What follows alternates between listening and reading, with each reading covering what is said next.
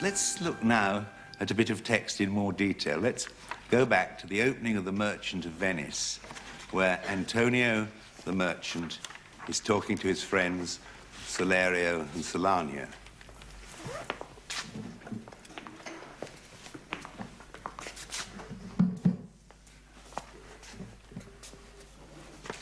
In sooth, I know not why I am so sad. It wearies me. You say it wearies you.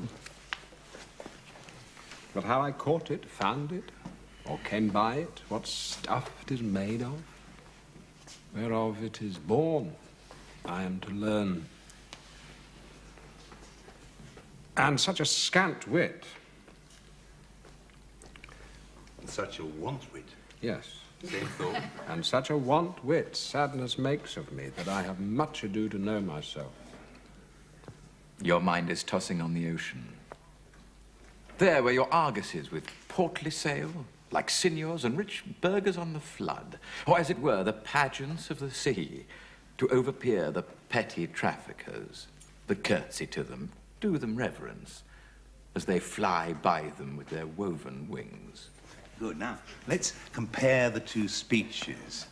Now, Antonio's is relatively naturalistic, isn't it? Or isn't it? Yes, it's quite easy, I think, for a modern actor to get into it because there aren't many old-fashioned words in it, though I do note that it's written in verse and not prose. And I've just occurred to me that I probably did that speech absolutely wrong. I'm far too slow and ruminative because Salerio says your mind is tossing on the ocean, and it sounds as if perhaps my mind should have been more tossing and... But anyway, that's just a point of interpretation. That's a good thought. But what I want to do is to compare the two. When I say yours is naturalistic, what I mean is it's naturalistic in comparison with Salerio. Now, his speech is actually much harder and much trickier because it's full of images and metaphors like tossing on the ocean, portly sail, a simile like seniors and rich burghers on the flood, and pageants of the sea, and curtsy to them, a metaphor as they fly by them with their woven wings. Now, clearly, his text is heightened and lifted above naturalism. He's coining phrases, he's finding unusual words. But first, let's ask ourselves our basic question, what's his intention? Well, I think his intention is to cheer him up, probably by sending him up, or teasing him up. Teasing. Yeah. Good. Well, having established the intention at the start, now, what do we do about the language to further that intention?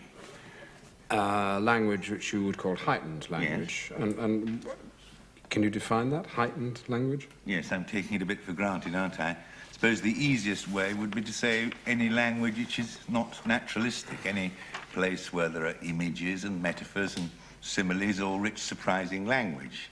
So let's just keep comparing the two speeches, and I think the difference is pretty obvious. Let's see what happens, for instance, if we tried to do poor old Salerio's speech naturalistically. Just see what happens. Well, completely flat, straight, as I would speak, or anybody would speak, Just try and see what happens.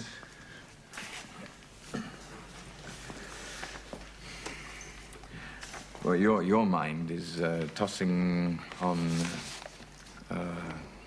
the ocean. There where your Argus is with...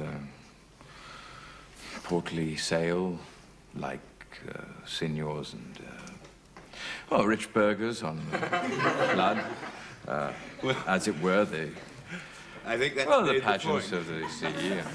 Good. That's right. Right. Well, thank you very much. Well, it doesn't work, does it? It's unclear and it's woolly. You can't deal with a heightened speech like that. It's just not the way it's written. It must be something that the actor, or rather the character he's playing, finds for himself because he needs those words and images to express his intentions. You need those words to, as we've agreed, cheer up and send up Antonio. So you've got to find them, or we can call it coin them, or fresh mint them, or any word that we want to invent the word at the very moment that you utter it. You need it desperately. It's not just a word that pre-exists in the text. It's got to become your words.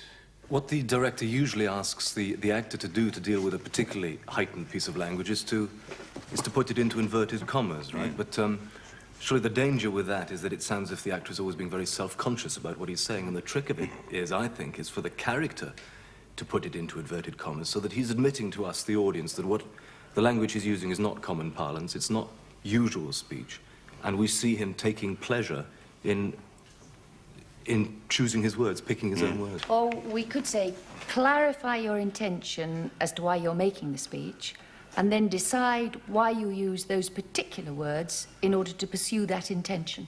That's right. In fact, the actor needs to do all that. So let's take the speech again, choosing and coining the words with the intention of cheering him up and sending him up as we've agreed. Should I just say, and such a want wit sadness makes of me, that I have much ado to know myself. Oh, your mind is tossing on the ocean. There where your Argus is, with portly sail, like signors and rich burghers on the flood. Well, as it were, the pageants of the sea, to overpeer the petty traffickers that curtsy to them, do them reverence, as they fly by them with their woven wings. Well, that was wonderful, because you had a lovely balance between the heightened elements and the naturalistic elements, and that balance is something that we're always looking for and we'll keep coming back to. And it's a great deal clearer, too, isn't it? And it sounds as natural, I would say, as anything that we like to call naturalistic in the theatre.